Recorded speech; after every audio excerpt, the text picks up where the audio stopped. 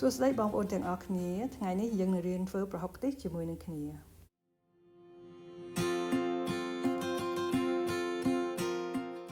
អ្នកត្រូវការម្សៅអំពិលខ្ទឹមចិញ្ច្រាំប្រេងឆាស្ករសប្រហុកឬទឹកត្រីម្សៅស៊ុបមាន់ខ្ទឹមសឬត្រប់ពុតអញ្ញងគ្រឿងការីក្រហមគ្រឿងការីសារ៉ាម៉ាន់ស្លឹកក្រូចសើចខ្ទិះដូងនិងសាច់ជ្រូកចិញ្ច្រាំនេះជាគ្រឿងដែលខ្ញុំប្រើសូមហាន់ស្លឹកក្រូចសើចឲ្យបានស្តើងយើងនឹងចាប់ផ្ដើមធ្វើទាំងអស់គ្នាចាក់ប្រេងឆានៅនឹងខ្ទះខ្ទឹមចិញ្ច្រាំលីងឲ្យបានក្រហមបន្តិចចាក់គ្រឿងការី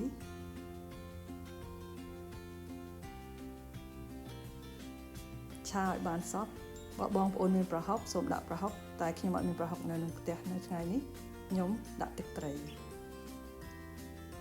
ចាក់ខ្ទឹមសចូលស្ករសម្សៅអំពិល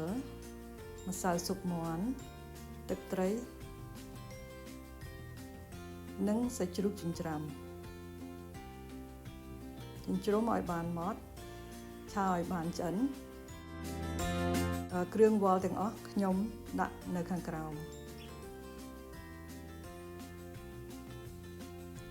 ចាក់ខ្ទិះដូងចូលលាយឲ្យបានសព្វ